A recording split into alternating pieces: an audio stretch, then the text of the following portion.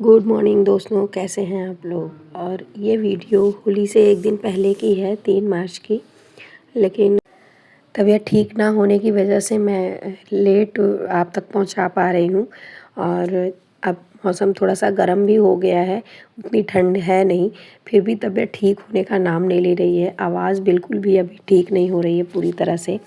अब हो सकता है कि अगले कुछ दिनों तक जो भी वीडियो जाए आप तक, उस पर मैं वॉइस ओवर ना कर पाऊँ, क्योंकि आवाज़ बिल्कुल सही नहीं हो रही है। धीरे धीरे ठीक होगी, टाइम लगेगा। और अभी मैं सुबह सुबह उठ के अपना करंट अफेयर कर रही हूँ।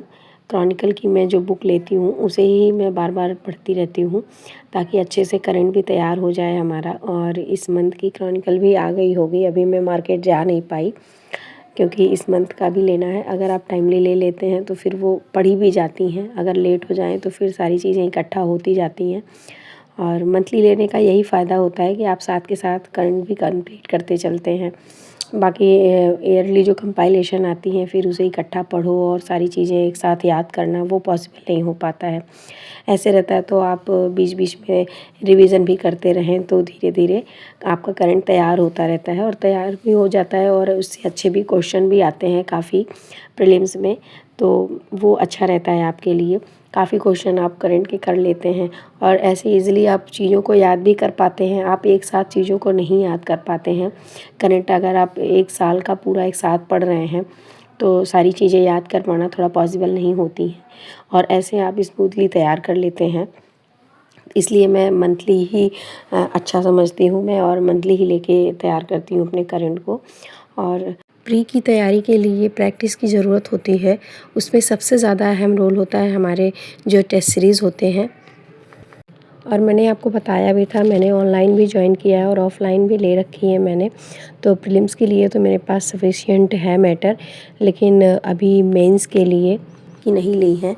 तो मुझे लग रहा है कि ले लेना चाहिए, क्योंकि मेंस की आंसर राइटिंग बीच बीच में करते रहें तो ज़्यादा अच्छा है। प्रैक्टिस भी होती रहती है और समझ भी बढ़ती है कि हाँ, किस तरह से मेंस की आंसर राइटिंग हम अच्छे से अच्छा कर सकते हैं। और इसलिए मैं अब मार्केट जाऊंगी तो करंट की जो बुक है उसे भी लेनी है, और साथ साथ मैं देखूंगी मेंस की जो पीवाईक्यू की बुक आती है उसे भी लाऊंगी, ताकि मैं अच्छे से आंसर राइटिंग भी स्टार्ट कर सकूं धीरे धीरे। और क्योंकि मैं प्रीलिम्स की टेस्ट सीरीज़ मैंने ज्वाइन कर रखी है तो वो तो हो जाता है, लेकिन मेंस के लिए थोड़ी मेहनत करनी पड़ती है और करनी भी चाहिए। अभी से करते हैं तो भी आगे अच्छा उसका रिज़ल्ट भी आता है। और क्योंकि प्रीलिम्स जब नज़दीक होता है फिर हम मेंस पे नहीं फोकस कर पाते हैं। अभी हमारे पास टाइम है तो हम अच्छे से मेंस को कर सकते हैं। तो इसलिए मैं भी सोच रही हूँ कि मेंस की आंसर राइटिंग थोड़ी थोड़ी स्टार्ट की जाए, वो ज़्यादा अच्छा है। और मुझे अभी समझ नहीं आ रहा है कि मैं किसी कोचिंग की टेस्ट सीरीज़ ज्वाइन करना चाह रही हूँ, लेकिन मैं सबसे पहले अपने आप को तैयार कर लूँ, कुछ राइटिंग स्किल हमारी इम्प्रूव हो जाए, मैं कुछ लिख पाऊँ। लिख तो लेती हूँ लेकिन उतना अच्छा नहीं। और जैसा कि आपको पता ही है कि यूपीपीसीएस के इंटरव्यू चल रहे हैं, तो काफ़ी वीडियोस मैंने देखी, सभी यही सजेस्ट करते हैं कि राइटिंग प्रैक्टिस खूब अच्छी होनी चाहिए, क्योंकि हमारी जो रैंक होती है, रिज़ल्ट होता है, वो हमारा मेंस पे ही डिपेंड करता है। तो जितनी अच्छी हमारी राइटिंग होगी, राइटिंग का मतलब जितना अच्छा हम आंसर लिख पाएंगे, जितनी बेहतरीन तरीके से अपनी बातों को आंसर में उतार सकते हैं, उतना ही अच्छा हमारा रिज़ल्ट आता है। और उसके लिए सबसे ज़्यादा इम्पॉर्टेंट है राइटिंग प्रैक्टिस करना। और जो लोग भी शुरुआत करना चाहते हैं उन्हें यही लगता है कि हम कहाँ से शुरू करें। मैं भी वही सोच रही हूँ कि कैसे स्टार्ट करूँ, कैसे लिखूँ, क्योंकि मैंने कोई ऑनलाइन कोचिंग तो ले रखी, ना ऑफ़लाइन ना ऑनलाइन, सब कुछ मुझे सेल्फ ही करना है। तो इसलिए मैं सोच रही हूँ कि एक बुक ले आऊँ जिससे कि मुझे थोड़ा सा आइडिया हो जाए कि कैसे क्वेश्चन लिखे जाते हैं, किस तरह से हमें राइटिंग प्रैक्टिस करनी है, क्वेश्चन में क्या क्या की पॉइंट्स डालने होते हैं, वो सारी चीज़ें हैं। तो वो बिना देखे हम नहीं समझ पाते हैं। और सबको ही पता है कि जब हमारे मेंस में मार्क्स अच्छे आते हैं तभी हम इंटरव्यू की कॉल हमारे लिए आती है और हम इंटरव्यू तक पहुंच पाते हैं।